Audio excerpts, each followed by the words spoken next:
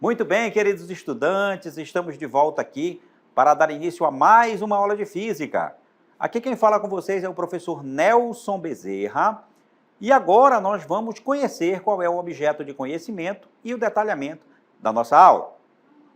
Veja só, pessoal, nós temos a aula número 2, objeto de conhecimento, problemas ambientais mundiais e políticas ambientais para a sustentabilidade. Química ambiental, métodos de monitoramento da superfície terrestre, agentes mutagênicos.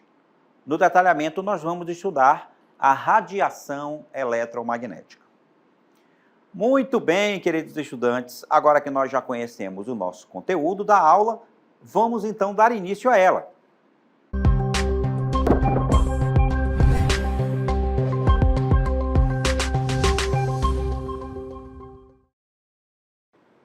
Muito bem, queridos estudantes, estamos de volta agora para essa aula de física. Eu estou aqui nesse cenário, mostrando aí as estrelas, mostrando o universo, porque é das estrelas que vem a emissão das ondas eletromagnéticas. É aí que a natureza nos mostrou que as ondas eletromagnéticas existem, são emitidas então pelas estrelas.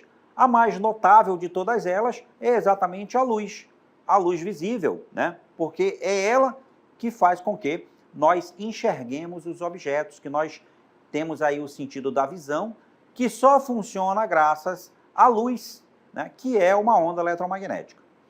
Muito bem, já que nós vamos falar de radiações eletromagnéticas, de ondas eletromagnéticas, por assim dizer, vamos então a uma pequena introdução sobre as ondas eletromagnéticas. Vejam só, a radiação eletromagnética é uma das várias maneiras pelas quais a energia viaja pelo espaço, e esse conceito aí, pessoal, é extremamente importante, porque uma onda, ela é capaz de carregar energia, de transferir energia, sem que seja necessário o transporte de matéria.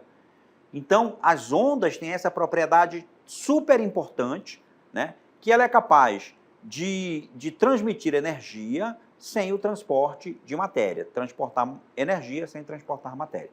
Muito importante, então, e pode se propagar no vácuo, viaja pelo espaço aí, sem a presença de meio material. Mas o que são, então, ondas eletromagnéticas? As ondas eletromagnéticas são aquelas originadas de uma carga elétrica oscilante. Ou seja, é uma combinação de campos elétricos e campos magnéticos. Nós temos aí um pequeno gráfico aí ao lado, mostrando para você o comportamento gráfico de uma onda de luz, Como é que ela se comporta viajando, então, pelo espaço, Com seus campos elétricos e magnéticos aparecendo, Porque, já que eu tenho uma carga elétrica oscilante, o fato dessa carga elétrica se movimentar, gera também campos magnéticos.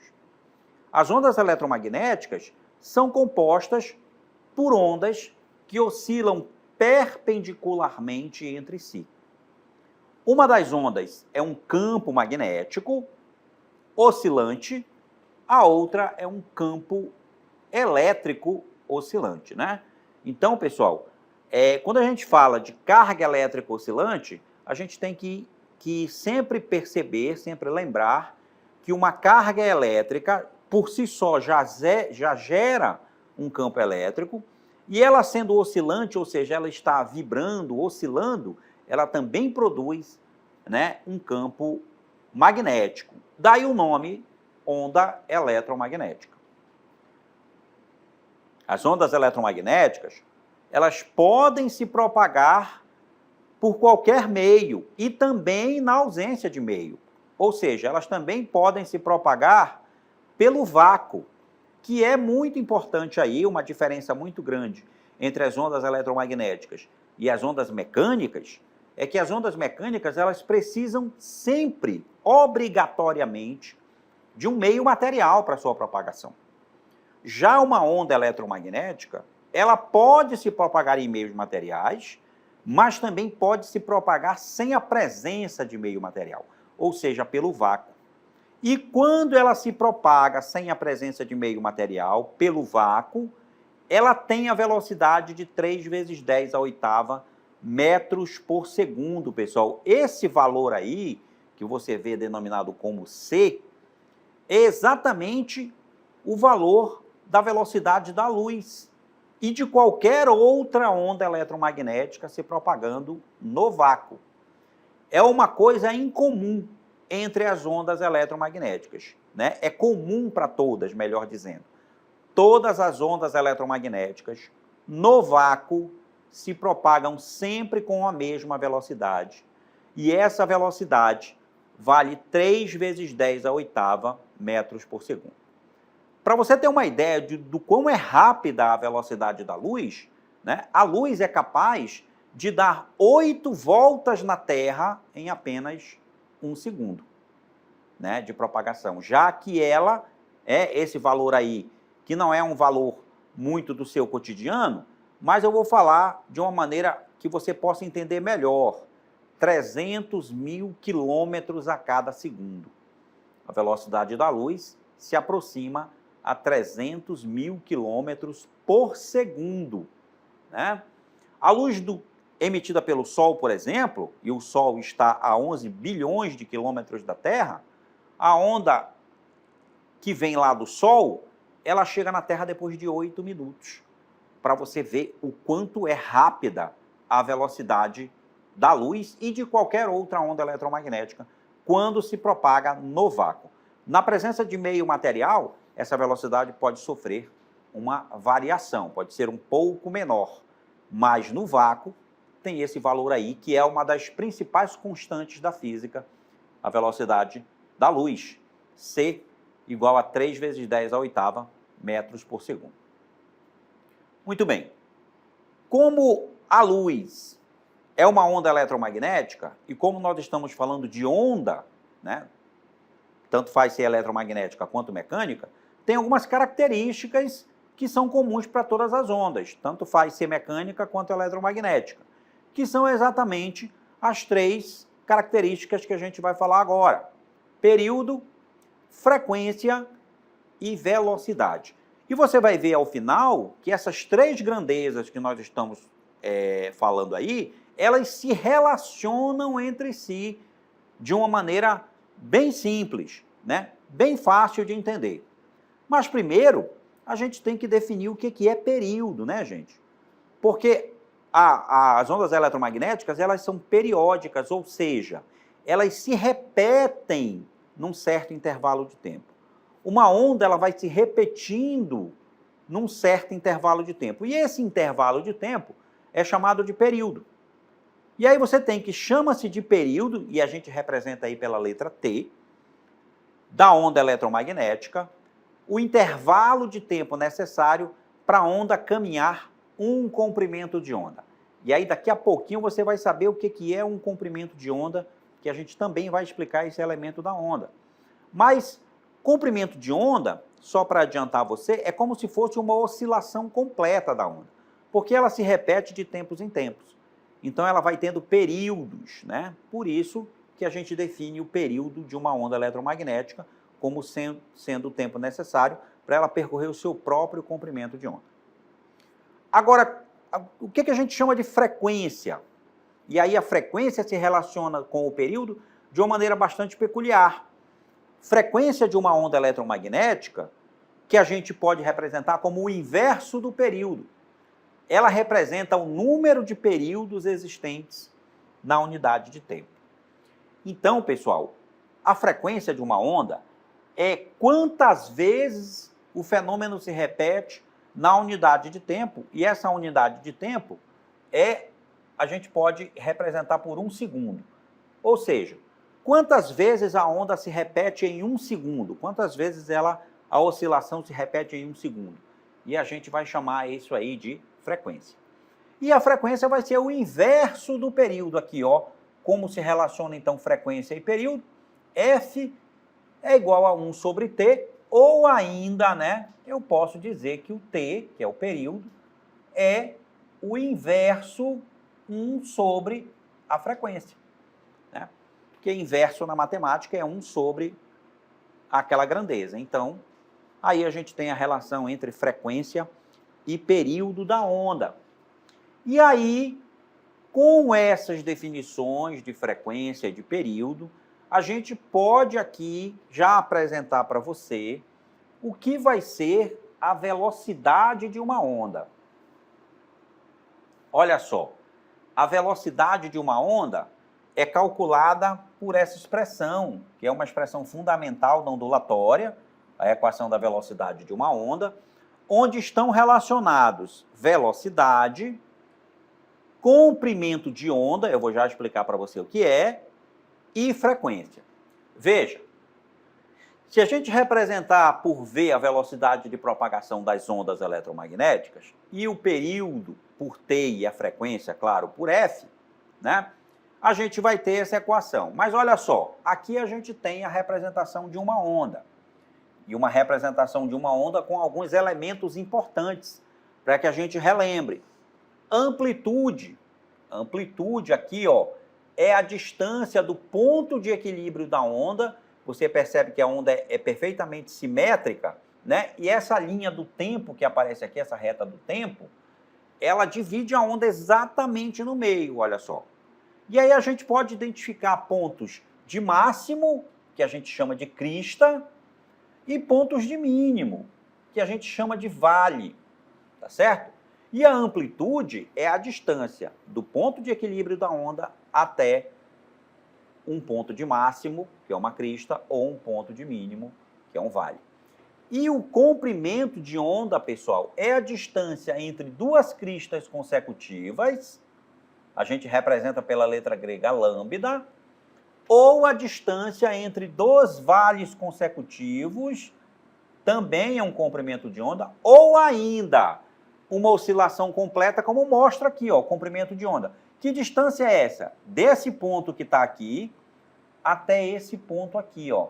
Agora observe que esses dois pontos, na propagação da onda, eles são idênticos. Esse ponto aqui, P1, e esse ponto aqui, que a gente vai chamar P2, eles são idênticos, porque, veja, no ponto P1, a onda começa o seu movimento, vai até uma crista, passa pelo ponto de equilíbrio, desce até um vale e volta para o ponto de equilíbrio de novo, exatamente aqui no ponto P2, onde ela vai começar de novo a mesma oscilação, o mesmo movimento, e vai terminar aqui novamente, ó. Aqui tem outro comprimento de onda, no ponto P3. Então, de P1 para P2 é um comprimento de onda, de P2 para P3 também é um comprimento de onda. Eu tenho dois comprimentos de onda aí representados. Então, comprimento de onda, de uma maneira mais geral, é exatamente uma oscilação completa da onda, tá ok? Muito bem, e aí a gente pode deduzir por isso a equação da velocidade. Por quê? Porque a velocidade da onda ela é constante. Ela é definida pela expressão lá do movimento uniforme, ou seja, espaço dividido por tempo. E aí, se eu pegar o espaço como sendo o comprimento de onda, e eu pegar o tempo como sendo o período, eu vou ter que a velocidade é lambda sobre t, que é o período. Mas como t é o inverso de f, então lambda vezes f gera essa expressão aqui da velocidade de propagação da onda. Muito bem, pessoal. A gente tem aqui um exemplo para resolver para você, né? Para o cálculo, usando essa expressão e usando as definições que nós vimos até agora.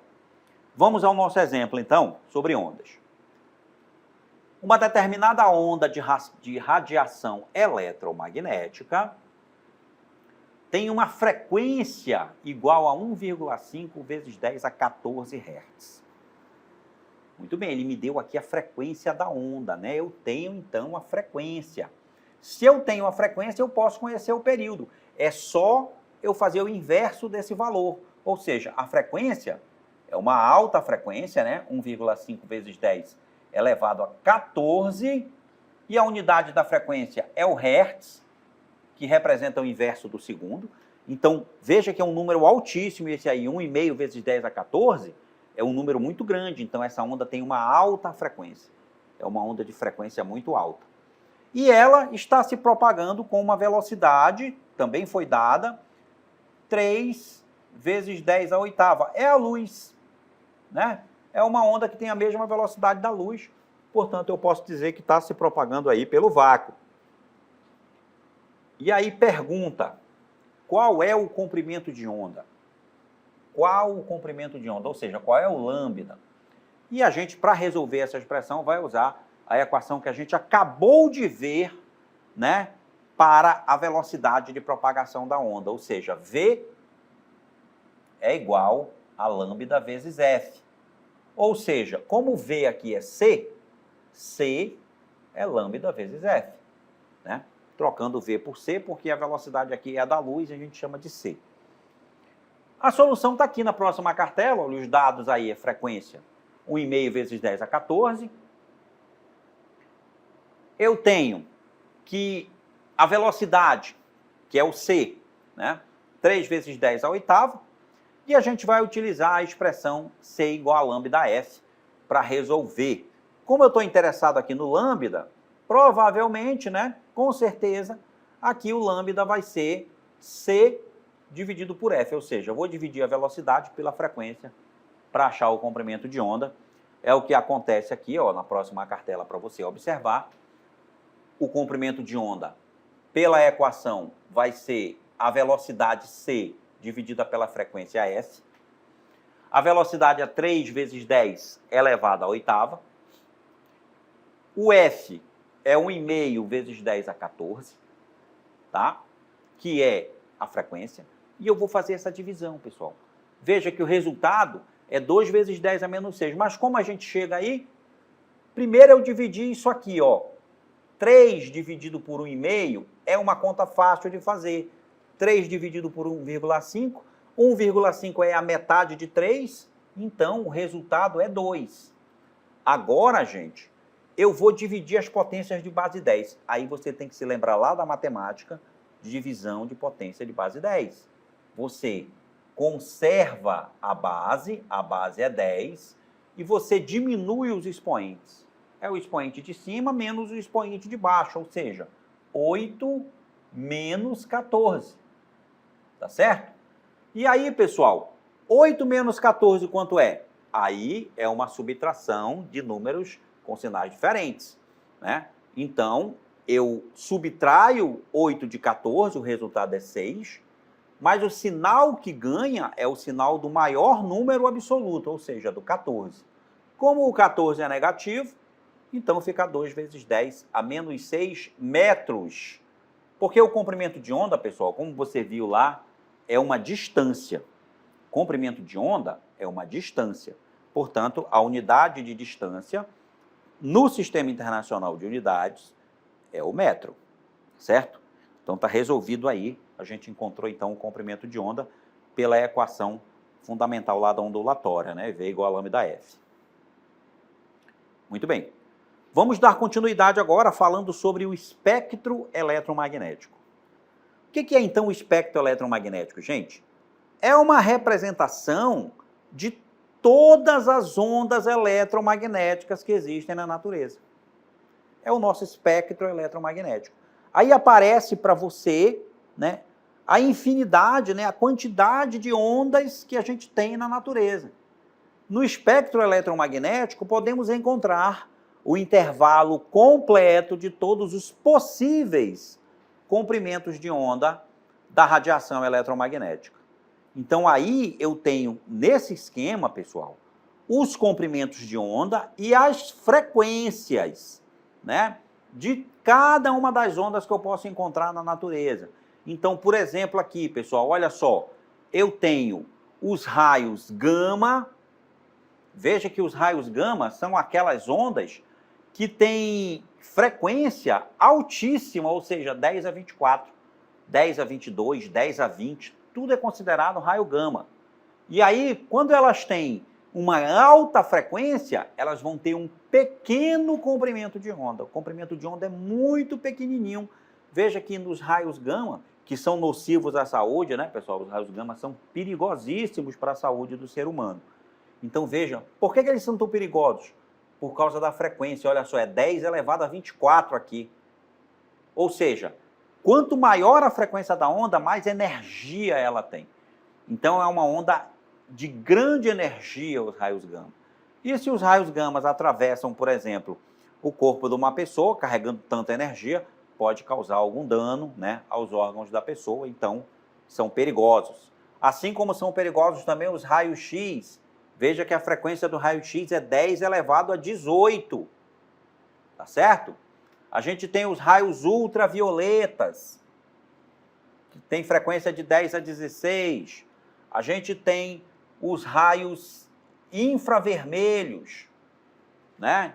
Que tem frequência de 10 a 14, né? 10 a 12, de 10 a 12 a 10 a 14.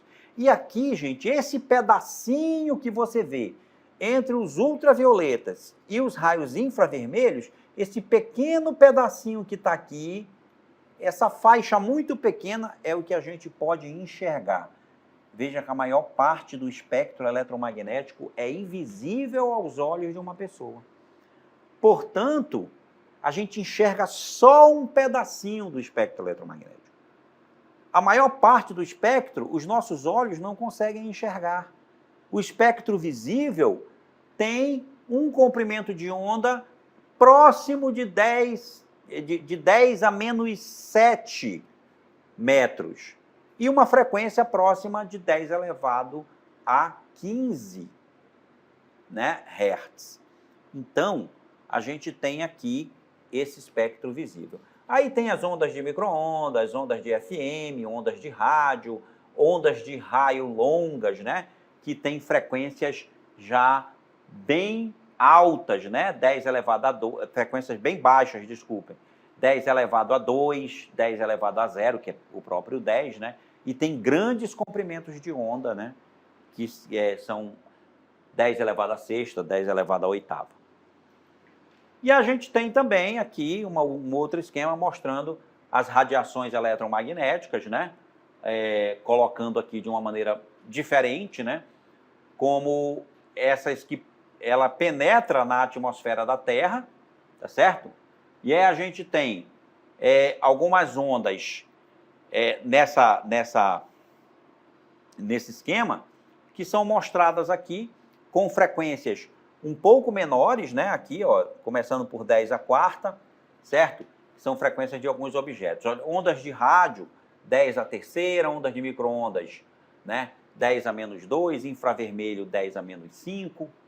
A gente tem aí esse outro esquema mostrando também algumas temperaturas, né? Aqui, de certas emissões de frequência, né? De alguns objetos, né? Porque os objetos também emitem algum tipo de radiação, tá ok? Então, nós temos aí a radiação eletromagnética nesse esquema. Muito bem, pessoal. Vamos falar agora sobre o espectro visível ou espectro óptico. Veja só, espectro visível ou espectro óptico, porque já é objeto de estudo da óptica, né? E da óptica física, nesse caso, né? Porque a óptica física considera a luz como uma onda eletromagnética, porque a luz ela tem um comportamento dual, tá? A luz pode ser explicada como partícula, né, na física clássica, e explicada como onda eletromagnética na física moderna. Então a luz pode se comportar de duas formas diferentes.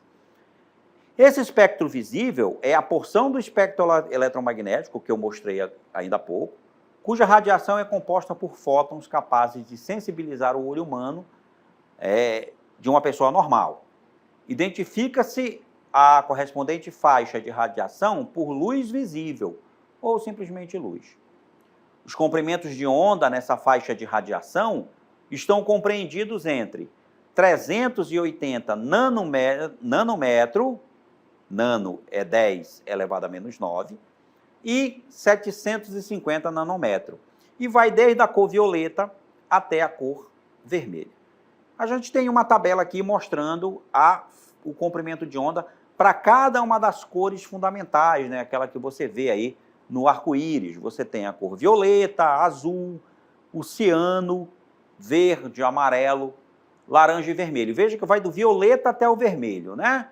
O maior comprimento de onda aí é o do vermelho,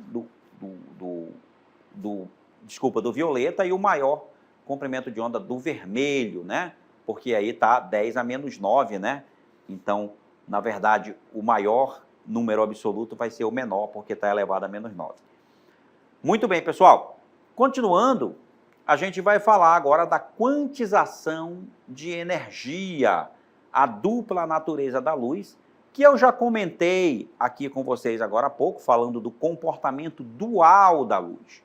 Que a luz pode ser explicada a horas como emissão de partículas e explicada também como onda eletromagnética. Então, Planck, que foi um cientista muito importante, um físico muito importante aí da história, ele descobriu que a radiação eletromagnética emitida por corpos negros não poderia ser explicada pela física clássica, que considerava que a matéria poderia absorver ou emitir qualquer grandeza de radiação eletromagnética. Ok?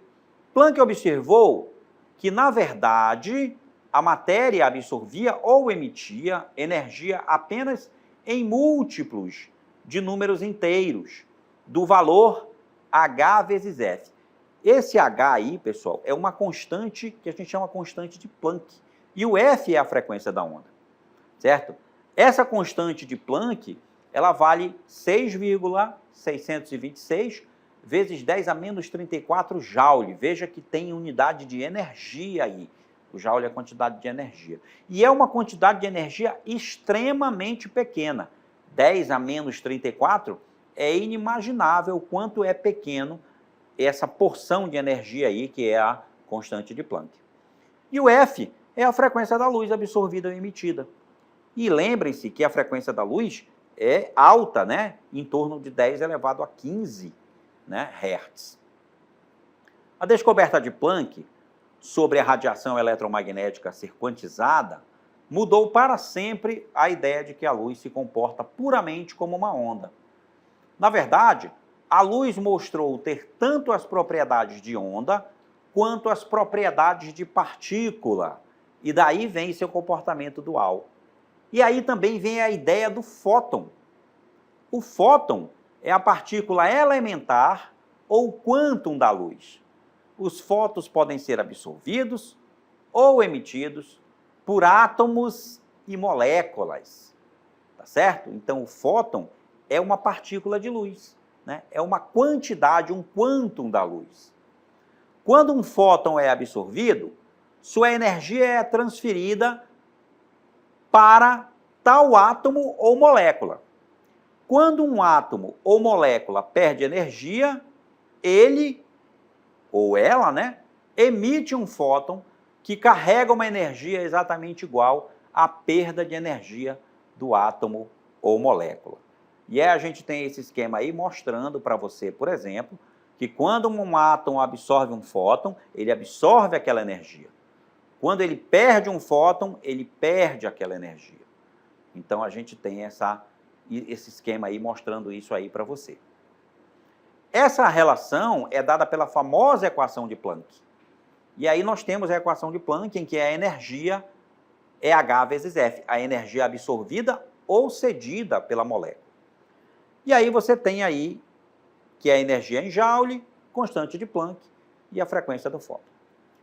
Muito bem, pessoal. A gente vai encerrar nossa aula mostrando aqui para você um vídeo muito interessante para que você assista. Veja só. Olá, meu nome é Jarson Braz, eu sou fiscal de saúde físico da Vigilância Sanitária do município de Manaus. O trabalho do fiscal de saúde físico, ele está voltado em inspeção, em serviços relacionados às ações de proteção radiológica dos serviços, né? E por que essas proteções radiológicas elas são importantes? Vamos colocar aqui que é importante a gente saber que existem dois tipos de radiação. É a radiação não ionizante e a radiação ionizante. A radiação não ionizante está bem presente no nosso cotidiano, né? Posso colocar como exemplo das radiações não ionizantes as ondas de rádios, o micro-ondas que a gente utiliza aí diariamente e a ultrassonografia. E como exemplo das radiações ionizantes, a gente pode falar nos equipamentos nas radiações produzidas por equipamentos de raio-x, a gente pode falar nos raios gama, a gente pode falar nas partículas alfa e nas partículas beta, né? E essas radiações ionizantes, elas são capazes de gerar algumas patologias no nosso corpo, porque elas agem diretamente nas células, né? Ionizando os átomos das células e produzindo assim células doentes, né? Que vão se reproduzir e ocasionar patologias graves, como por exemplo o câncer. E as ações de proteção radiológica, elas estão direcionadas exatamente no sentido de proteger os trabalhadores e os usuários dos serviços de saúde, por exemplo, dessas radiações, né? De proteger, de fazer com que essas pessoas não sejam expostas a radiações acima dos limites permitidos pelas normas, que são limites ali que são produzidos através de estudos que nos dizem qual é a quantidade de radiação que podem ou não gerar essas patologias. Então, o trabalho do físico, nesse sentido, ele é muito importante porque ele protege a saúde da população dessas patologias tão graves. Muito bem, pessoal. Espero que vocês tenham gostado do vídeo, entendido aí a diferença entre radiações ionizantes e não ionizantes que fazem mal ou não ao ser humano. Eu encerro com vocês a aula aqui, espero que vocês tenham gostado e a gente se encontra em outra oportunidade. Tchau, pessoal.